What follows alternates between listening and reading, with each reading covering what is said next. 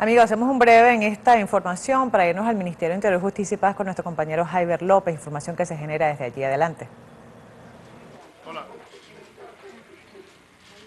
Sí, gracias, Estudio, por este contacto informativo. Nosotros nos encontramos en la sede del Ministerio del Poder Popular para las Relaciones Interiores, Justicia y Paz. Pues en el día el ministro Miguel Rodríguez Torres tiene importante información para el pueblo venezolano sobre los planes insurreccionales nacionales e internacionales contra nuestro país. Pero dejemos que sea el ministro Miguel Rodríguez Torres que nos traiga todos estos detalles. Adelante, ministro. Bueno, muy buenas tardes a las venezolanas, a los venezolanos. Buen provecho a los que están en este momento almorzando. Y gracias pues por su atención a esta rueda de información que hemos convocado a medios nacionales e internacionales para trabajar sobre un tema que es muy importante y sobre un valor que nosotros consideramos no puede ni debe perderse en la sociedad venezolana, que es la verdad. Por eso en nuestra primera lámina de la presentación partimos con una cita bíblica que dice: y conoceréis la verdad y la verdad os hará libre. Una de las cosas que permanentemente, o de los mensajes que permanentemente sostenemos a nuestra sociedad, es que no podemos permitir que la verdad como principio, la verdad como valor ético, se pierda en nuestra sociedad, y que tenemos que luchar porque siempre la defendamos. Nosotros decimos la verdad porque tenemos capacidad de procesar información y convertirla en inteligencia y saber exactamente lo que está ocurriendo y actuar en función a esa verdad. Lamentablemente, un sector importante de nuestro país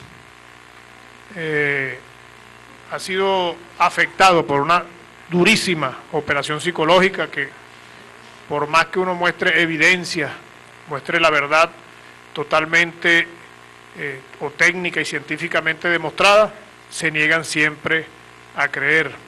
Y un comentario al margen: anoche, cuando a medianoche por ahí conversaba yo con alguien sobre lo que íbamos a hablar hoy, llegó un mensaje que el Papa Francisco permanentemente en sus oraciones, en las horas de madrugada, escribe mensajes y uno se suscribe a un sistema ahí en el teléfono por lo cual llegan esos mensajes. El mensaje que mandaba el Papa anoche era: le pido a quienes tienen la responsabilidad política de no olvidar dos cosas: la dignidad humana y el bien común. Si en algo la revolución se ha esmerado es en volverle a nuestros ciudadanos, a los más pobres, a los excluidos, su dignidad, su posibilidad de ser un ciudadano, de ser un venezolano, y ha luchado siempre por la igualdad, ha luchado siempre contra la exclusión, y quizás eso no ha sido entendido por algunos sectores de nuestra sociedad y por eso arremeten contra la revolución. En principio, después de muchas labores de inteligencia, todo el tiempo o permanentemente trabajando por la seguridad del Estado, es muy fácil entender, determinar, señalar cuáles son los dos objetivos principales que tiene el gran imperio, los Estados Unidos, contra nuestra nación, contra Venezuela. En primer lugar, estos son dos objetivos políticos estratégicos: impedir la propagación continental del ideal bolivariano, eso es vital, es fundamental para los Estados Unidos, y apropiarse y controlar la reserva petrolífera más grande del planeta. En función a esos dos grandes objetivos que se definen dentro de los objetivos permanentes del Departamento de Estado y que van contra el Estado venezolano, contra la nación venezolana, se empiezan a desarrollar acciones. Y uno se pregunta a veces, y hay venezolanos que a veces no lo entienden, no lo comprenden y creen que esto es ficción. ¿Por qué establecer estos objetivos? ¿Por qué hablar de impedir la propagación continental del pensamiento bolivariano? En primer lugar, porque si hacemos un poquito de historia, después de la caída del muro de Berlín y que desaparece la Unión Soviética, aparece aquella tesis del pensamiento único, del fin de la historia y el último hombre, de que todos los países del mundo iban avanzando hacia el neoliberalismo. Y aparece también un país pequeño, caribeño, latinoamericano, petrolero, que le señala al mundo que hay otro rumbo posible. y que hay otra forma de construir la sociedad.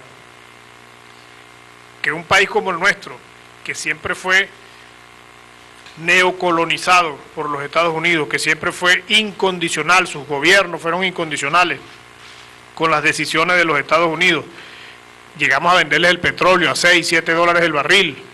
Hacíamos exactamente lo que ellos querían y disponían.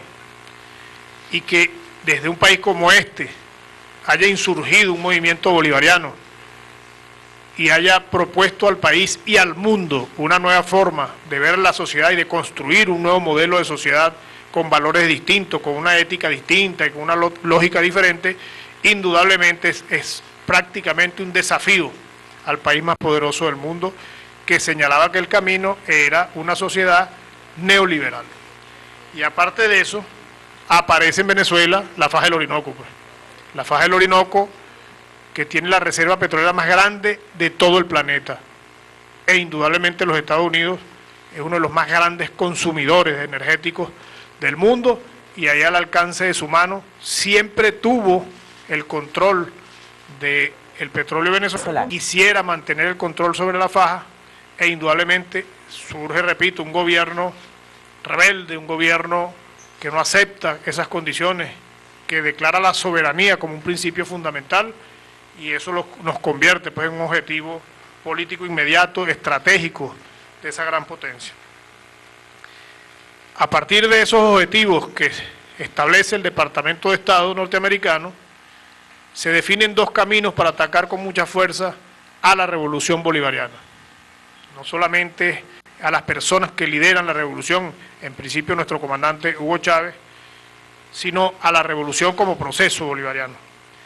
Y definen dos líneas de acción inicialmente, que son atacar a Venezuela por el tema de los derechos humanos, acopiar información que ellos obtienen a través de lo que llamamos nosotros en algunos casos subprocónsules. Ejemplos de ello tenemos a Ledesma, Leopoldo López, María Corina Machado, Diego Arria y muchos actores políticos más. Ellos empiezan a copiar información donde, manipulando esa información, hacen ver al mundo, o tratan de hacer ver al mundo, de que en Venezuela se violan permanente y constantemente los derechos humanos. Ejemplo de eso, yo tengo por aquí un informe que un amigo de la MUD me envió hace poco, de fecha 30, está nuevecito, que lo escribe Delsa Solórzano. Ellos pretenden elevar estos informes a varias instituciones internacionales, donde señalan que las fuerzas de seguridad actúan, se empeñan junto con grupos paramilitares. Cosas como esas dicen ellos al mundo, irresponsablemente y sin ningún tipo de pruebas, y permanentemente acusan al Estado venezolano ante organismos internacionales, y tienen un bufete en los Estados Unidos que se encarga de ir recopilando todo, armando expedientes para ir aportándole información al Departamento de Estado que le permite en algún momento tomar decisiones políticas e inclusive militares contra Venezuela. Y la otra línea de ataque viene por el tema del narcotráfico y el terrorismo, donde señalan de manera irresponsable a altos funcionarios del gobierno, de la revolución, de estar implicados en actividades terroristas o de financiamiento al terrorismo y en actividades de narcotráfico, con indudablemente intenciones de fortalecer esa matriz de que en Venezuela hay un Estado forajido. Bajo esos términos y con esa excusa han invadido otros países, utilizando métodos de las guerras modernas de hoy, de las guerras contemporáneas, como lo que llaman unas guerras de cuarta generación, utilizando contratistas, utilizando mercenarios, en fin, bajo el argumento de un Estado forajido construido desde el ataque a los derechos humanos e involucrando a Venezuela en temas de narcotráfico y terrorismo. Ellos van creando la excusa necesaria para poder atacar a nuestro país. Yo voy a hacer un rápido pasaje por una serie de acciones previas a lo que estamos viviendo hoy, que se pensaron, se diseñaron en el exterior, y para su desarrollo han utilizado grupos juveniles, grupos estudiantiles, delincuentes, todo tipo de personas para tratar de dar al traste con el gobierno revolucionario. Y aquí vamos a entrar en temas que ya lo hemos tocado en otras ruedas de prensa, pero que es necesario recalcar y mostrar hoy algunas otras conexiones, nombres, personas que participaron en aquellas movilizaciones, que participaron en aquellas actividades y que hoy por hoy también están involucrados en toda esta actividad que hemos visto en Venezuela en los últimos meses. En primer lugar, estamos partiendo de lo que dieron a llamar ellos mismos la fiesta mexicana. Eso, algunos inclusive en una oportunidad que presentamos ese informe aquí, lo tomaron a chanza, ¿no? Lo tomaron a juego. La fiesta mexicana fue una actividad que se realizó en México, por eso le ponen ese nombre. Lo de la fiesta indudablemente es un nombre que le colocan a la actividad para tratar de ocultar la realidad de la actividad, y en esa actividad participaron importantes líderes de los movimientos juveniles y estudiantiles que hoy por hoy estamos viendo nosotros conduciendo, activando y ejecutando acciones violentas en diferentes partes del país, que afortunadamente han sido derrotados, pero que continúan de alguna manera buscando la forma de mantenerse en la calle. En esa actividad participa un ciudadano llamado Gustavo Tobar Arroyo. Ya ustedes van a ver en una lámina posterior que es uno de los grandes articuladores, es uno de los grandes organizadores, consigue el financiamiento, vamos a ver a través de quién, vamos a ver con quién se retrata, con quién se reúne. Ahorita vamos a ver una foto que señala bastante bien quién es ese personaje, que él se presenta como un defensor de los derechos humanos, se presenta como el presidente de una fundación dedicada a los derechos humanos. En esa actividad de México participó Gustavo Tobar Arroyo, Daniel Ceballos, Lester Toledo, Freddy Guevara, David Smolanqui, unos generales de la Plaza Altamira, y tuvo Gaby Arellano, una cantidad de jóvenes que estamos viendo hoy nosotros, Vilca Fernández, que vemos hoy en la calle, haciendo constantemente desmanes violentos contra la ciudadanía y contra el Estado. Eso en el mes de octubre del año 2010. ¿Qué aprenden ellos allá? A ellos les llevan unos instructores del movimiento OCPOR, que es un movimiento que ha participado en actividades conspirativas para aplicar lo que llaman el manual de Jin Char, el golpe suave. Si usted ve las clases que ellos les dan, que tenemos nosotros los informes, está todo basado y fundamentado en ese manual, en todas las actividades que él establece cronológicamente que hay que ir cumpliendo para derrocar un gobierno. ¿Cuál es el fin de esa actividad? Lo vamos a ver en un informe que les voy a leer algunos trozos ahorita, de lo que se hace después que regresan de México.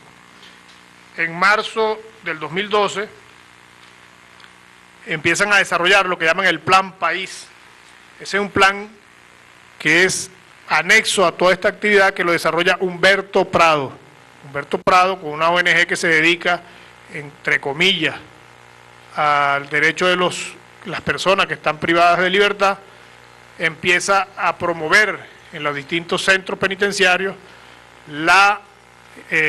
huelgas de hambre, protestas permanentes, protestas violentas, para que mientras JABU, Movimiento 13, Operación Libertad, todos estos grupos están en la calle tratando de desestabilizar, tratando de generar la máxima ingobernabilidad posible, ellos estén en las cárceles también causando otro foco de violencia en el país. Después, en abril del 2012, hay un encuentro entre las ONG y los jóvenes estudiantiles de la oposición, donde participa también Tamara Sujú, todos la conocemos, Gonzalo Imiop, Enrique Terhorst, Loren Salet, todos los integrantes de JABU, Operación Libertad, Violencia Callejera, es lo que planifican ahí, violencia callejera para derrocar al gobierno. Ahorita les voy a leer un informe sobre JABU completo, para que vean qué es lo que se trata en los campamentos de JABU, que también vamos a ver algunas fotografías. Si ustedes ven la lámina, agarra este micrófono aquí un momentico. Si ustedes ven esta lámina, en primer lugar tenemos elementos que señalan el financiamiento de la NET, Freedom House, Canvas, el AEI y OTPOR a esta organización. Tenemos la demostración de las conexiones que existen entre Otto Reich y elementos como Gustavo Tobar Arroyo, que es el gran articulador de todo este movimiento. Gustavo Tovar Arroyo tiene comunicaciones permanentes también con el expresidente Vicente Fox de México, y tenemos demostraciones de su contacto permanente, y él viaja permanentemente a Miami, allá se reúne con Eligio Cedeño aporta financiamiento para todas las movilizaciones al exterior que tengan que hacer para preparar a la gente. En esa fiesta participa, repito, la gente de Operación Libertad, donde está Vilca Fernández, Jabú, donde está Julio Rivas, el Movimiento 13, donde está Gaby Arellano, y elementos de Voluntad Popular, como Daniel Ceballos, David Molaki, Manuela Bolívar y Freddy Guevara. También participa John Goicoechea. ¿A qué llegan ellos en esa reunión de México? En primer lugar, que hay que aplicar el manual, y hacen un resumen de 50 pasos fundamentales que tienen que aplicar para derrocar el gobierno del comandante Chávez para el momento, y que tienen que buscar un líder único que asuma que todos esos grupos que son de una tendencia realmente anárquica, que todos esos grupos puedan actuar de manera unitaria, y es cuando seleccionan a Leopoldo López como el elegido para dirigir las operaciones violentas, las actividades violentas de todo este movimiento. Luego, en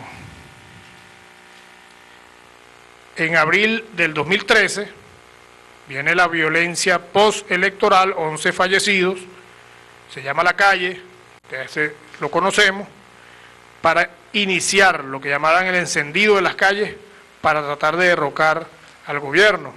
El 24 de abril de 2013 es capturado Timothy Hale en Venezuela. Ustedes también tienen la información, lo conocen y saben que estaba operando con todos los estudiantes que tenían campamentos en diferentes puntos de la ciudad para la protesta. Es un ciudadano que está preparado en materia de inteligencia, y la misión era tratar de crear confrontación entre grupos afectos al gobierno contra los grupos estudiantiles que estaban en esos campamentos. Y entre enero y abril empieza lo que llaman el plan La Salida, que ya lo hemos visto, que terminan todo este tema de la guarimba. Pasa a la siguiente. Fíjense, aquí tenemos pruebas de lo que le estamos diciendo, elementos que vinculan a Tovar Arroyo, por ejemplo, con Gonzalo Imiop, ¿no? Vemos a Tovar Arroyo en un carrito por allá con el expresidente Vicente Fox. Aquí vemos a Tovar Arroyo, esta foto interesante, porque vemos a Tovar Arroyo con Jean Sharp. O sea, no es que estamos diciendo que es que ese manual, no, ese es el manual que ellos utilizan en varias partes del mundo, incluyendo Venezuela, para entrenar a muchachos y conducirlos a las acciones violentas que hemos visto aquí en Venezuela. Y aquí vemos el seleccionado en la fiesta mexicana, esta fiesta la toman allá, para conducir, poder unificar a esos grupos radicales para tratar de derrocar al gobierno, en este caso Leopoldo López, siempre con ese problema que tiene ahí en los ojos, ¿no? Pasa a la siguiente. Aquí vemos, bueno, mire, aquí estamos viendo también al amigo Carlos Vecchio, ya ustedes saben, Voluntad Popular de nuevo, María Corina Machado, que es esa sombra que por donde va pasando va incendiando y dejando escombros, y aquí vemos a el conocido Federico Rabel también, con este caballero Gustavo Tovar Arroyo. Él después sale diciendo, seguro va a salir diciendo que es que la tenemos agarrada con él y que es lo que hace poemas y poesía. Sigue. Y esta es la foto, bueno, la joya de la corona con Gustavo Tovar Arroyo, pues. Gustavo Tovar Arroyo con el que aparece en todas las quinielas de todas las actividades contra Venezuela, que se llama Álvaro Uribe Vélez. En todas esas actividades aparece este caballero, porque él se ha puesto como un objetivo hasta personal derrocar, acabar con la revolución bolivariana. Sigue. Lamentablemente, yo le voy a regalar un resumen de esta lámina, porque aquí creo que no la van a poder ver bien, pero si nosotros le puedo nombrar las personas con las que se conecta permanentemente Tovar Arroyo por teléfono, que es lo que ustedes están viendo ahí. Gustavo Tovar Arroyo, esto es una lámina de conexiones, que llamamos en términos de inteligencia, es una forma de analizar cómo se conectan, cómo se unen, cómo se mueven. Y aquí podemos ver, por ejemplo, cómo Gustavo Tovar Arroyo llama permanentemente a Leopoldo López, e inmediatamente después de la llamada a Leopoldo López, estos llaman a David Molanqui, a Roderick Navarro, a Manuela Bolívar, a John Goicoechea, que ustedes lo vieron todo en el tema de la fiesta mexicana, pues. Entonces este es un plan que se viene haciendo y que nosotros hemos venido siguiendo permanentemente.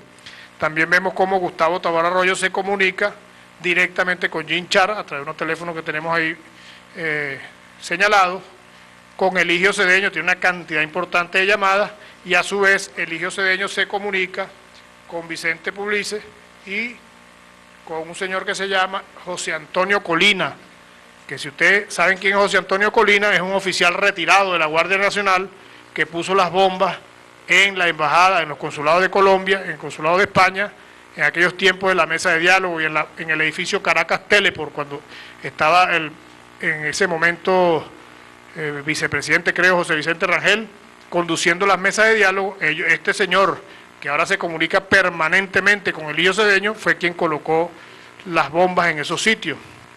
Y también tienen comunicaciones con gente de la PNUD, de la OEA, con Gaby Arellano, con Loren Salé, con Vilca Fernández, con Julio Rivas, todo lo que estamos viendo nosotros que se reunieron en México para preparar estos planes. También hay otros actores importantes aquí con los que se comunica, pero bueno, ahí ya ustedes pueden ver que esto que está ocurriendo no es un hecho espontáneo, no es que la gente salió a protestar porque, bueno, faltaba la harina de maíz o porque no consiguieron el aceite, que puede generar alguna protesta, pero que el venezolano siempre lo hace en los marcos de la legalidad y de la constitucionalidad. Hay un bufete en los Estados Unidos, acuérdense que les venía diciendo que el ataque obliga a que los Estados Unidos, el Departamento de Estado, tenga a alguien dedicado permanentemente a armar un expediente que justifique, esa es la justificación necesaria, que justifique una intervención de cualquier tipo sobre nuestro país. ¿Qué bufete está desarrollando esas actividades en los Estados Unidos? El bufete, este señor llamado Tew Cárdenas, que es un individuo con mucha influencia en Miami, en Washington, que tiene un equipo ligado a la derecha más extrema de los Estados Unidos. Puede pasar la siguiente, por ponerles un ejemplo. En su bufete está el esposo de Ileana Ross Lehtinen. Déjame verlo aquí, que aquí lo veo más claro.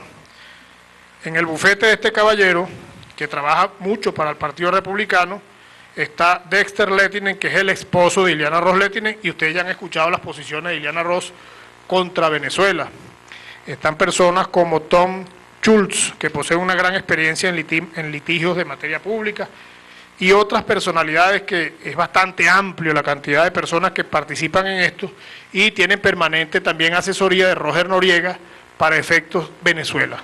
Este bufete es el que se encarga permanentemente de estar armando el expediente que justifique una acción contra Venezuela. Desde ese año 2009, nosotros hemos visto infinidad de actividades. Entonces yo, cuando veo este informe de Elsa Solórzano, que dice que el Estado venezolano articula con grupos paramilitares, es como que tratan de torcer la verdad. Por eso les decía que tenemos que hablar de la verdad, tenemos que hablar con la verdad. ¿Quiénes han traído paramilitares a Venezuela? No olvidemos Daktari. Ahorita en 7 días cumplimos 10 años del caso Daktari. En su momento eso lo convirtieron en un chiste, lo convirtieron que ese era un montaje del gobierno, que si los paracachitos, inventaron cualquier cantidad de cosas, pero el juicio a esos paramilitares fue abierto.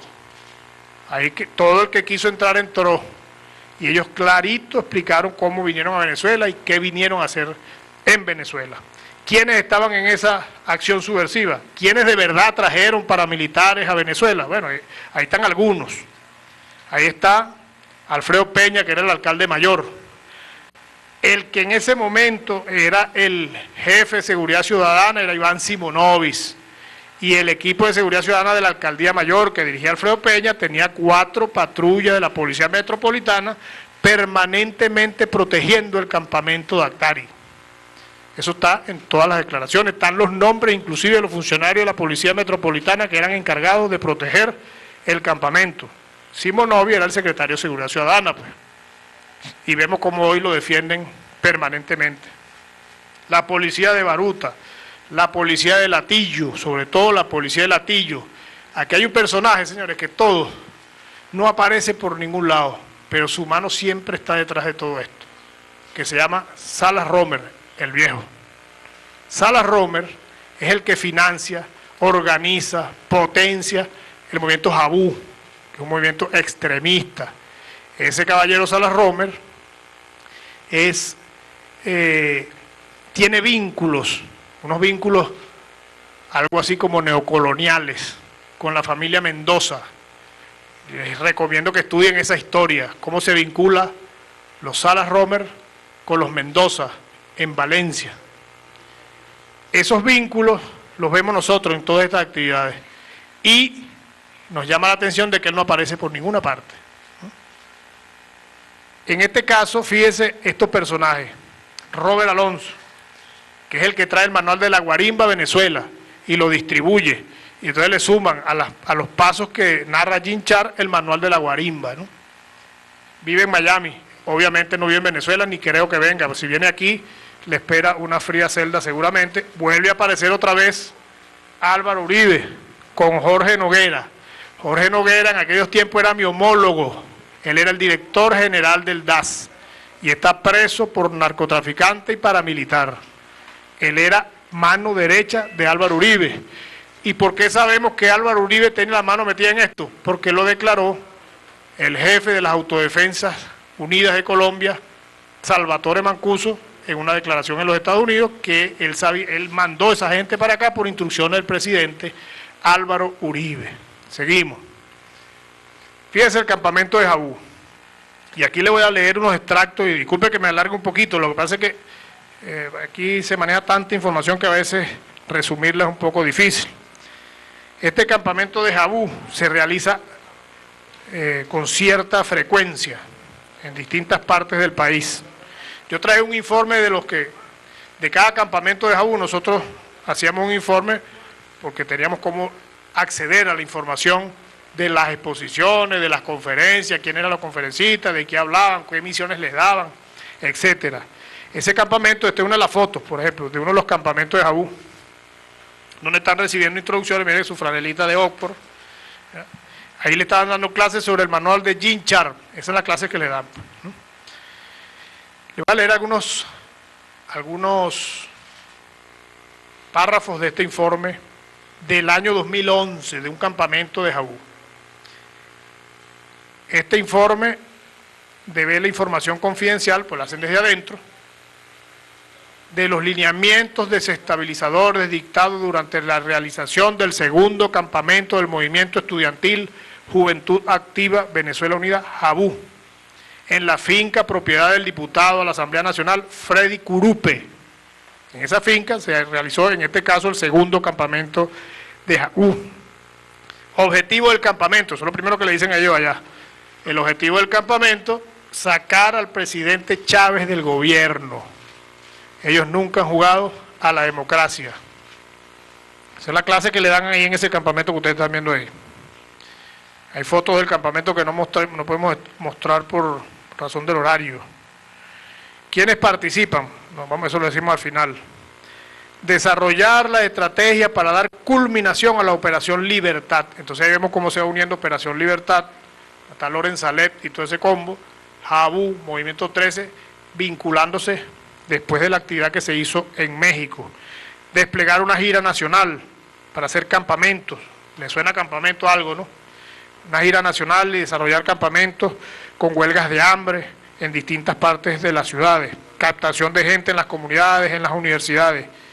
Hay que estar alerta con la custodia de los campamentos. Lo estoy leyendo que aparece en este informe de inteligencia. Mes de junio. Activar con huelgas de hambre a los reos de los centros penitenciarios. Aquí está. Esos son objetivos que les daban a ellos en sus campamentos. Y, mientras tanto, Jabú se desplegaría en las distintas defensorías del pueblo. Todo eso lo vimos ocurrir. Y dar un segundo golpe al gobierno nacional para debilitar al presidente Chávez antes de las elecciones. Ponen aquí, no descartamos la posibilidad de realizar acciones de protesta el mismo día de las elecciones. Aquí ellos han ido logrando ya ellos unificar todos estos movimientos radicales. Financiamiento, aparece el diputado Freddy Curupe manejando recursos para estos campamentos de Jabú. Fíjese lo que dice aquí, vinculaciones del movimiento Jabú a través de Julio Rivas. Tienen contacto, comprobado lo tenemos, a través de un representante de la Embajada de los Estados Unidos con ese gobierno. Ese señor se llama Robin Meyer, con la finalidad de agilizar la aprobación de su visa, ya que sostendría una reunión en Estados Unidos para el 8 de febrero con el banquero venezolano Eligio Cedeño, debido a que éste le estaría programando a Rivas algunas reuniones con actores políticos de alto nivel, agrupaciones de los derechos humanos y miembros de la prensa internacional. De igual forma se conoció que desde el mes de enero de 2011, en el marco de la primera huelga de hambre estudiantil realizada por activistas de Jabú, Julio Rivas estuvo en contacto, y aquí aparece otro de los cerebros de esta oposición radical, con Pedro Burelli. Pedro Burelli es un analista que tiene oficinas en Washington, hijo del ex canciller Miguel Ángel Burelli, para que éste le facilitase la coordinación de encuentros con organismos internacionales, con Santiago Cantón, con Vivanco, con José Miguel Insulza, etcétera. Y dice, es de resaltar que los gastos del viaje para estas reuniones, cosa que logramos comprobar, lo estaba asumiendo Eligio Cedeño y una organización llamada Libérenlos Ya. Por otro lado, se obtienen los últimos movimientos migratorios, que él sale de ahí para México. Entonces aquí hablan de las huelgas de hambre como formas de presión. Ustedes se acuerdan que se cosían la boca, se cosían un pedacito, pero se la cosían, ¿no? Y lo hacían en público para presionar al gobierno. Habla, por ejemplo, desarrollar una situación similar a los países de África, el Medio Oriente, Libia, Egipto, Yemen, crear condiciones propicias que pudieran materializar un estallido social, desarrollar matrices de opinión sobre temas álgidos que toquen la susceptibilidad del colectivo, buscando apoyo de grandes artistas reconocidos. Ya ustedes lo vieron, ¿no? Este plan viene hecho desde hace bastante tiempo y se conocía el desarrollo del plan. Se avisora el incremento del calentamiento de calle, hay que ir a la guarimba. Todas estas tareas están insertas en el manual de lucha no violenta, de resistencia pacífica de Jean Sharp, y aquí viene un poco de nombre de los que participan en esos campamentos: Feder Álvarez, Ricardo Sánchez, Wilmer Zabaleta, Diego Charifker, Víctor Ruz, Liliana Guerrero, Dayana Iguazay, Carlos Hidalgo, José Manuel Olivares, Andrea Belandria, José Rojas, Pablo González, Ciro Vladimir León, profesor de la UCB, ese Pablo González, presidente en ese momento presidente de la Federación de Estudiantes de Venezuela, José Rojas era presidente de la FC UPEL, Andrea Belandia del Centro de Estudiantes de Contaduría, José Manuel Olivares es candidato a la Asamblea Nacional, Carlos Hidalgo es un bibliotecólogo, Dayana Iwasaki, consejera de la Facultad de Medicina de la UCB. Bueno, cada uno de aquí tiene descrito sus perfiles. De igual manera, y bueno, aquí están colaboradores en cada uno de los estados con esta organización para lo que estamos viendo hoy. Nombres, por ejemplo, Estado Carabobo, Julio Rivas, Loren Salet, Ulises Rojas, Marian Singh, Fabiola Rosales, Erika Kenger, Jonathan Justin, Johnny Gutiérrez, Andrea Calcaro, Julián Armas y Élida Hurtado. En Aragua, Tommy Salazar. Un ejemplo en Distrito Capital, Guillermo Ibáñez, Humberto José Vargas Delgado, Alejandro Aguirre, Sonia Camacho. En Barinas, Leonard García, Mariani Colmenares, Catherine Villarreal Martínez, William Barco, Alonso Camacaro. En Anzoátegui, José Patete, Francisco Bravo, Freddy Curupe, vuelve a salir Freddy Curupe, Carlos Andrés Michelangeli, en Barinas. En fin, bueno, aquí tenemos fotos de los campamentos donde muestran su franela, orgulloso su franela de Oxford. Y bueno, otras fotografías del campamento, sus actividades, su mesa de trabajo, etcétera. De cada campamento de esos y de cada reuniones del Movimiento 13, nosotros fuimos acumulando información y sabíamos por dónde venían los tiros. Por eso nos ha permitido manejar la cosa con paciencia, con prudencia, respetando los derechos humanos, etcétera. Sigue. Fíjese un dato muy interesante: los detenidos de otros países que no son venezolanos.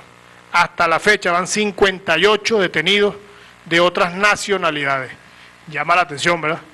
Que hacen esta cantidad de señores casi todos implicados en el uso de armas. Porque acuérdense que este método de lucha que enseña Jean Char implica el empleo de personas mercenarias. En Estados Unidos los llaman los contratistas, que los preparan, los adiestran y no tienen nada que perder. Ellos cobran y van a cumplir su misión. Ejemplo de esto. Ustedes vieron otra vez Uribe, pues. Uribe sale en todas partes. Este caballero Luis Enrique Liscano Villamizar, colombiano, que fue soldado en Colombia, fue militar de las Fuerzas Armadas colombianas. Ahí está una foto que él guarda siempre como una joya, con Álvaro Uribe Vélez, jefe de todo el paramilitarismo y de la mitad del narcotráfico de Colombia.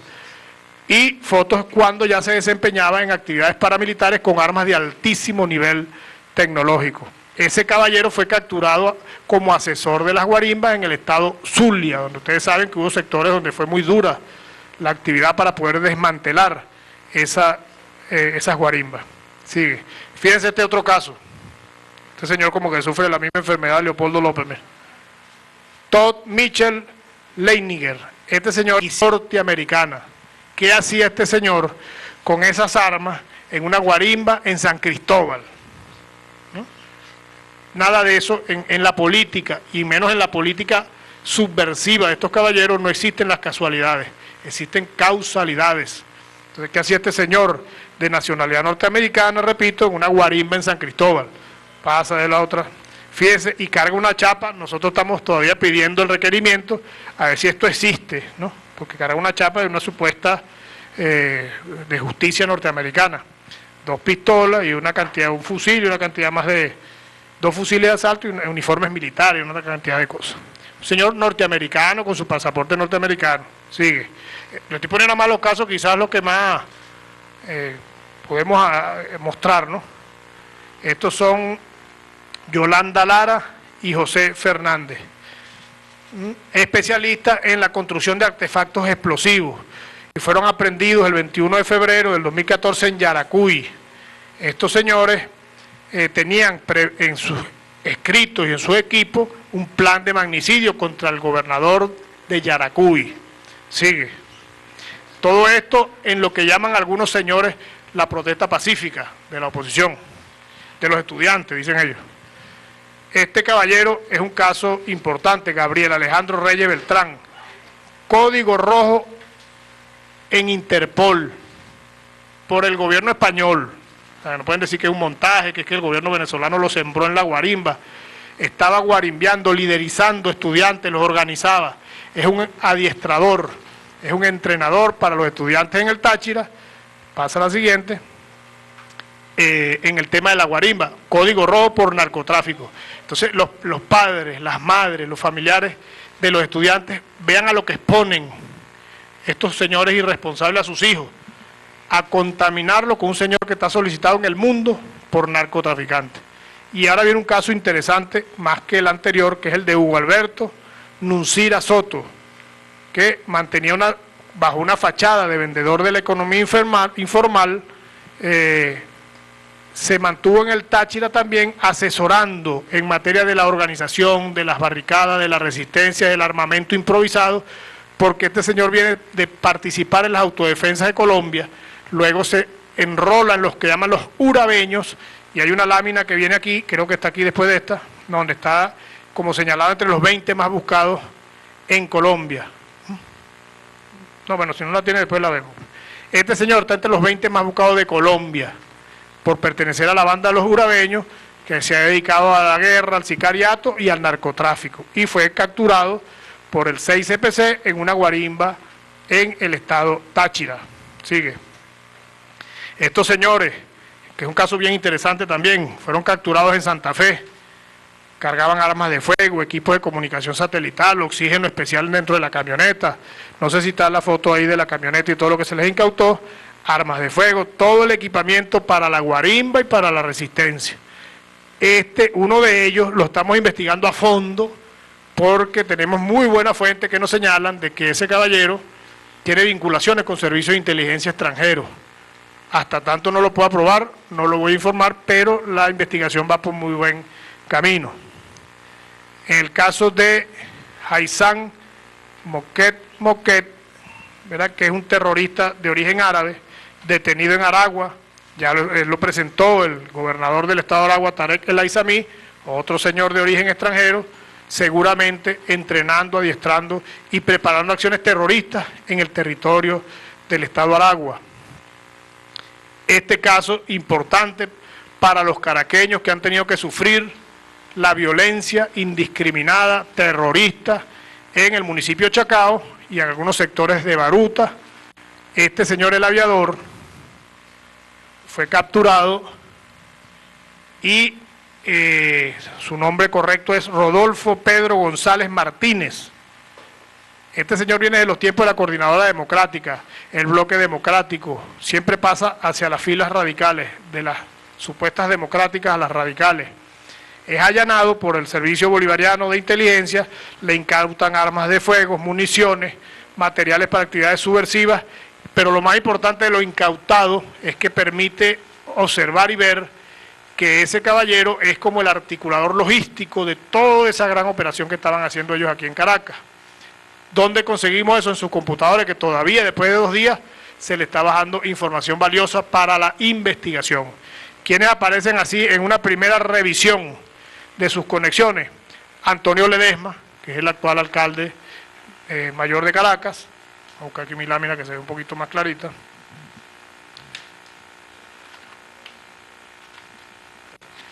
El Aviador. Aquí tenemos que tienen conexiones comprobadas en su equipo de comunicación, en su computadora, su teléfono. Antonio Ledesma, Froilán Barrios,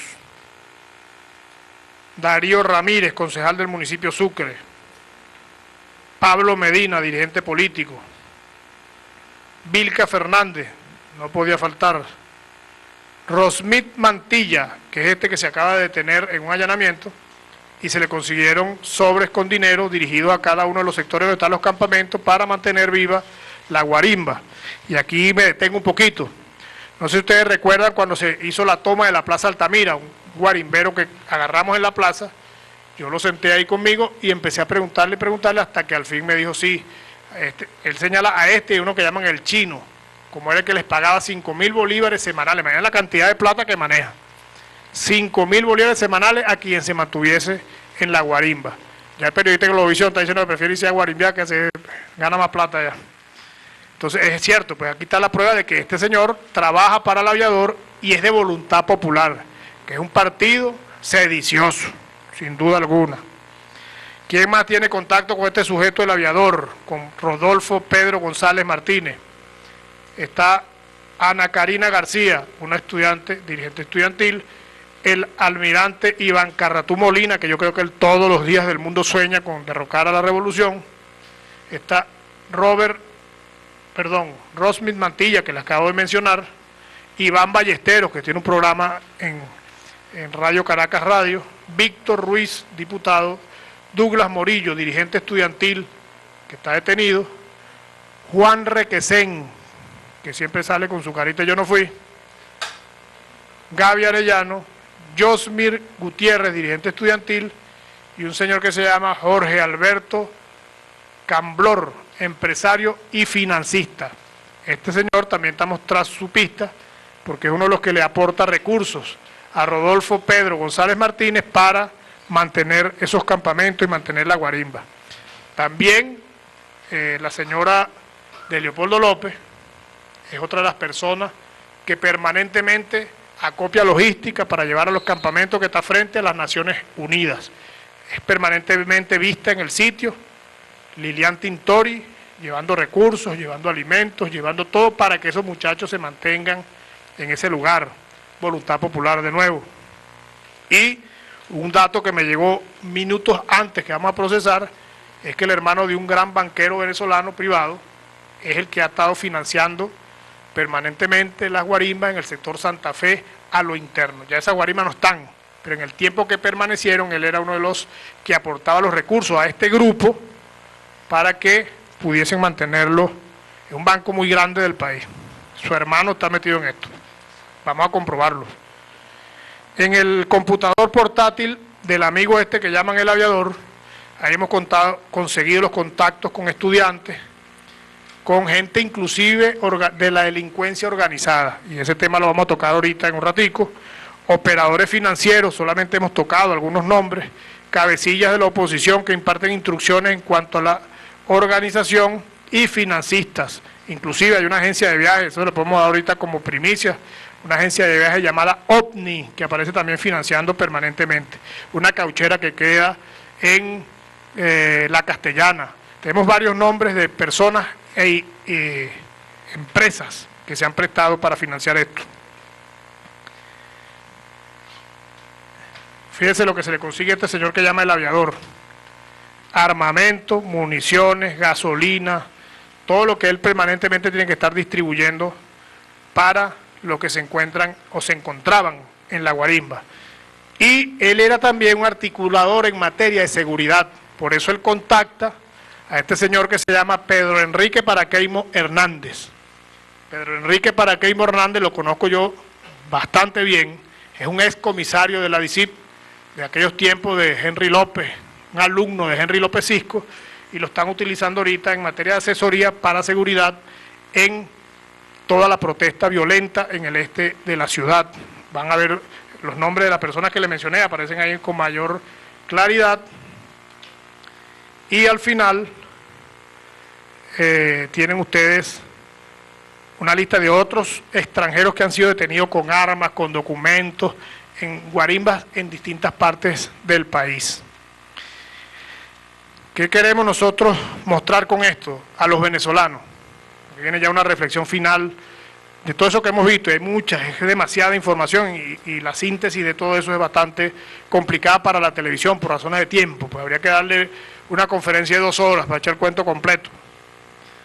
Pero ¿qué es lo que queremos nosotros resaltar con esto? Que lo que está viviendo Venezuela es sin duda alguna un plan de conspiración insurreccional con fines claros de derrocar al gobierno legítimamente instaurado en el país, y que ese plan obedece a un objetivo estratégico permanente del Departamento de Estado de los Estados Unidos. Eso está clarito. Que a unos no lo asuman, que a otros no lo entiendan, que a otros no lo acepten. Nosotros tenemos suficiente trabajo en esta materia para aseverar esta teoría y asegurar que lo que está ocurriendo proviene de ese objetivo estratégico establecido. Es importante, para terminar esta rueda de prensa, que los venezolanos sepan que el camino para la construcción de la patria es el camino de la paz. Tiene que haber necesariamente una ruptura clara, definitiva, entre los que dirigen el sector de la oposición, que ha decidido avanzar por el camino democrático, y estos grupos o sectores que siguen aún decididos a utilizar la violencia y el terrorismo como los métodos para alcanzar el poder en Venezuela. Ya la política de Eudomar Santos, que han aplicado desde el 99 hasta hoy, lo que se llaman sectores democráticos, tiene que cesar. Esa política de cómo va viniendo, vamos viendo, ¿no? La cosa violenta va saliendo bien, entonces nos quedamos calladitos. No digamos nada, no toquemos, no, porque nos vamos a echar encima a los violentos. La cosa empieza a decaer, la sociedad empieza a reclamar, la sociedad empieza a rechazar, entonces nosotros salimos, rechazamos la violencia. Entonces van jugando, como el viento vaya soplando, ellos se van pegando ese viento ahí. Hay que hacer una ruptura tajante, clara, concisa, precisa ante el país, de que quienes están de un lado y quienes están del otro, y que es la mesa del diálogo, es la conversación permanente, el camino para que este país pueda desarrollarse, pueda crecer en paz, y es lo que todos los venezolanos esperamos y aspiramos. Ya ustedes han visto algunos actores, les he nombrado algunos, han visto fotografías de los que han ido conduciendo todo esto. ¿Qué viene ahora? Porque siempre me preguntan, bueno, ¿y después de esto qué? Estos planes no mueren aquí, en estos informes está clarito. Cesada la guarimba, tiene que pasar a una nueva fase. Si escuchamos las declaraciones de Vilcar Fernández, creo que de hoy, de María Corina Machado, viene otra fase. Entre los elementos de esa otra fase está la aplicación del método del terrorismo. Ya lo estamos viendo. Cuando entran a un estacionamiento y creman 7 vehículos. La misma muerte de Otaiza, que estamos investigando a fondo, porque obviamente no es una muerte normal que sea achacable a la delincuencia organizada o a la delincuencia común. Asesinatos selectivos. Esa es una fase en la que pudiésemos entrar, pero que estamos seguros que si el pueblo, la sociedad venezolana como un todo, se suma, apartando las diferencias ideológicas y políticas, a construir la paz y a rechazar, a aislar a los violentos, podremos alcanzar el éxito y seguir avanzando en la construcción de un país pacífico. Entonces, este es el mensaje a los venezolanos: asumamos todos la construcción de la paz, rechacemos y aislemos a los violentos para poder tener un país cada día mejor. Si hay alguna pregunta. Sí, buenas tardes, ministro. La primera pregunta sería, usted ya lo nombró también, hay diferentes crímenes que se le atribuyen al AMPA común, ya usted lo dice, también tienen un doble fondo, también pueden ser atribuidos a la oposición venezolana que no quiere, como quien dice, caer en conciencia que hay un gobierno legítimo. Y la segunda, usted también denunciaba que inicia el proceso de lo que es la violencia selectiva. ¿Cuál es ese llamado que le hace a los ciudadanos que están en algunos campamentos de las ciudades y ya cuando se desmantela todo este plan que tienen contra nuestro país? En primer lugar, ver que la mano de Álvaro Uribe está detrás de estos planes, que es uno de los pensantes de estos planes, uno de los que los orienta, de verdad que da como escalofrío. ¿Quién no conoce la historia negra de Álvaro Uribe en este país? Álvaro Uribe es el maestro de los falsos positivos, es un experto en lo que ellos llaman allá matar con cuchillo ajeno. Ellos no usan un servicio de inteligencia para matar a nadie, menos lo hacemos aquí nosotros en Revolución, pero sí utilizan bandas organizadas, utilizan delincuencia, les pagan y mandan a cumplir esos objetivos. Por eso ellos allá llaman esas operaciones matar con cuchillo ajeno. Entonces, que esté la mano de Álvaro Uribe detrás es un altísimo riesgo para nuestra sociedad, para nuestro pueblo, que debemos rechazar, porque al final ni siquiera venezolano es un operador que sin duda alguna está respaldado por los Estados Unidos, porque un señor que ha sido señalado abiertamente de desapariciones forzosas, de fosas comunes, de falsos positivos, ¿cómo es que el señor entra a los Estados Unidos, sale, anda libre, nadie lo acusa, nadie lo mete preso? Debería estar preso hace rato ya ese caballero. Entonces, la alerta principal es a nuestra sociedad. Vamos a unirnos todos contra la violencia. Que hay razones para protestar, todas las que quieran. Y háganlo de manera cívica, enmarcados en la ley, en nuestra Constitución, que garantiza el derecho a la protesta. Háganlo, nosotros no tenemos problema, hasta los protegemos. Pero no permitamos que estos sectores que están decididos a llevar a nuestro país a la muerte, a la sangre, al dolor, sean los que impongan la agenda en Venezuela. Nosotros desde el gobierno vamos a hacer absolutamente todo lo necesario para que eso no ocurra. Crean y cuenten que eso va a ser así. El lío peligroso. Una pregunta. Buenas tardes, ministro. En últimas noticias hemos hecho un seguimiento a los militares presos por el plan que usted acaba de denunciar. Quisiera que nos confirmara el número exacto, porque allá se ha manejado la cifra de 30 altos oficiales. Sin embargo, nosotros hemos tenido acceso y hemos publicado así solamente la aprehensión de 3 generales de la aviación y un capitán retirado de la Guardia Nacional. En resumen, quisiera que me confirmara si existen 30 altos oficiales de la Fuerza Armada detenidos por este plan. Mira, el número exacto ahorita no te lo puedo decir, pues no lo tengo, pues. Sería mentirte decirte que lo tengo ahorita, porque no es un dato que busqué para informarlo. De los generales que están presos, sí te puedo decir que están presos. Están presos y se le han conseguido suficientes elementos y evidencias para que estén presos. Y sobre este señor retirado que salió haciendo unos pronunciamientos, Bueno, ya va a salir, ya hay un grupo importante, muy indignado, de oficiales retirados de la Fuerza Armada, que va a salir en los próximos días a hacer un pronunciamiento contra eso y a denunciar cosas que saben de ese capitán, y que es importante que el país también la sepa, para que no dejen que una persona de ese tenor empañe el honor de la Fuerza Armada Nacional. Pero pasan de 30. Te lo digo después, tengo que averiguar, no quiero decir cosas que no manejo con propiedad. Globovisión. Buenas tardes, ministro.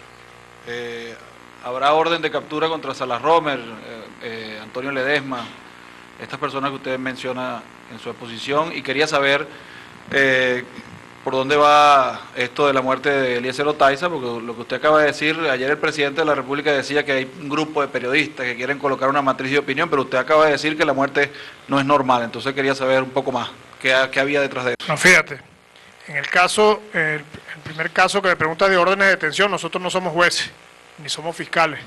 Nosotros como órganos de investigación o de inteligencia consignamos esto al Ministerio Público, y es el Ministerio Público que una vez hecho su análisis y revisado los elementos probatorios, va a los tribunales y solicita las correspondientes órdenes. Ya es un trabajo de, te repito, Fiscalía y de los tribunales. Esto lo vamos a consignar nosotros todo al Ministerio Público.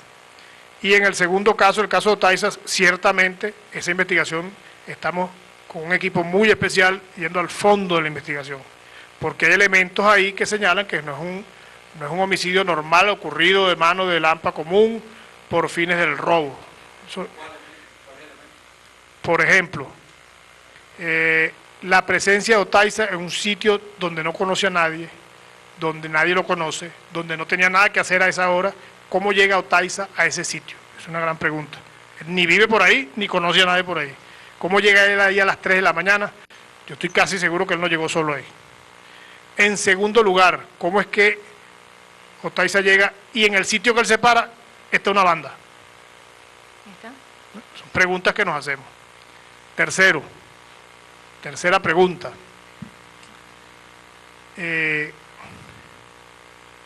Hay elementos que sean en el trabajo de la autopsia del cuerpo de Eliezer Otaiza que señalan que fue severamente torturado y maltratado antes de matarlo. Normalmente, si a ti te roban y Dios los proteja a todos y lo matan durante el robo, no te torturan. Entonces, cuando tú torturas a alguien, ¿como para qué lo torturarías? Si quieres saber algo, pues. Siempre la tortura, cuando se aplicó para saber algo. Entonces hay una serie de elementos en ese homicidio que señalan que obviamente no es un homicidio perpetrado con un fin tan elemental como es el robo. Y eso es lo que estamos profundizando para llegar a la raíz de esa acción. Cuando en rueda de prensa hace un mes atrás, hace mes y pico atrás, yo les dije, no les señalé a ustedes, próximos pasos que vienen, muertes selectivas, asesinatos selectivos, van a quemar vehículos, están tratando de crear una subversión urbana. Eso está clarito, pues el que no lo ve, bueno, anda en otro planeta, pues. Cuando un vehículo de la Guardia va por una calle Caracas y lo asaltan 20 tipos y lo queman, ¿cómo se llama eso? Digamos un nombre, pues. Cuando un grupo encapuchado entra en la madrugada a un estacionamiento y incendia 7, 8 carros y se desaparece, ¿cómo se llama eso? Ese asesinato, otras acciones que hemos visto donde golpean y desaparecen, eso es subversión urbana y como subversivos lo vamos a tratar. Hola, ¿cómo está, ministro? Telesur. Bueno, ya usted lo acaba de confirmar, la pregunta iba en torno a eso, sí, estamos en esta fase que usted había advertido de asesinatos selectivos y también el presidente en el día de ayer habló que habían pruebas que tenían frente a nuevas intervenciones por parte de la Embajada de los Estados Unidos, si van a elevar estas denuncias a otros organismos internacionales, se lo van a hacer llegar, va a haber algún modo de poder alertar también al mundo frente a lo que está ocurriendo acá en Venezuela. Sí, la decisión de lo que se haga con eso la tomará el presidente y en su debido momento lo informará él o a quien él delegue dar esa información. ¿Alguna pregunta más? Ministro, ahora en esta nueva fase se inician nuevas acciones por parte del Estado, de la Fuerza Armada, las coordinaciones, los despliegues policiales y militares, más allá de la parte de seguridad, en la parte de evitar que se generen nuevas situaciones, como usted decía, asesinatos selectivos, que se tome algún estacionamiento, que se queme. ¿Va a continuar un despliegue policial o va a estar la Fuerza Armada desplegada para tratar en algunas ciudades de que esto no... Claro, es que eso se hace todos los días del mundo. ¿Qué es lo importante? Que capturas de personas como este señor que llaman el aviador y otros más que se han ido capturando, van arrojando nombres, conexiones, actividades y nos va a ir permitiendo ir neutralizando puntualmente a los actores que están vinculados a todo este proceso y que pueden neutralizar esas acciones posteriores que ellos pretendan desarrollar. ¿Allanamientos? Claro, faltan unos cuantos allanamientos, no te preocupes. Ministro, usted en su intervención, buenas tardes, usted en su intervención hablaba de un funcionario de la Embajada Americana que se llama Robin Miller. ¿Esa persona sigue en Venezuela o ya salió del país? ¿Ustedes van a solicitar algún proceso contra él, no sé, la expulsión, alguna acción específica? Gracias. Tengo entendido que ese caballero ya no está aquí, este es un fenómeno del 2011. Pero igualmente yo te puedo nombrar otras personas con vinculaciones directas, que pasan información por cantidades. Un ejemplito, Rocío San Miguel. Rocío San Miguel permanentemente estuvo pasando información. Ella extraía información de Miraflores a través de una familiar que tenía y que estuvo detenida por eso y la pasaba a la embajada norteamericana. Fotos, videos, cantidad de fotos de todo el armamento ruso adquirido por la Fuerza Armada. Ella se dedicaba a coleccionarla, la preparaba en un archivo digital y la pasaba a la embajada de los Estados Unidos. O sea, hay muchas personas que han estado permanentemente colaborando con la embajada de los Estados Unidos, dando la información que ellos creen que en algún momento puede ser valiosa para esos planes que le estoy hablando yo, de esos objetivos estratégicos permanentes del Departamento de Estado sobre nuestro país. Es una decisión, ya te repito, de los tribunales, ¿no? Hay vinculaciones como el diario La Web, Noticias 24, dijo que había vinculaciones de esa banda que mató a Eliezer Otaiza, un ex funcionario de la Policía Metropolitana que habría trabajado o trabaja para dirigentes de la oposición. ¿Está confirmado eso? ¿Qué vinculación hay? En los próximos días te lo confirmo. No puedo decirte algo que no lo podemos, pero hasta este momento tenemos esos indicios. ¿Hay más detenidos por el caso Otaiza aparte de la persona que... No, hasta ahorita uno. El resto está todo identificado, pero solamente un detenido.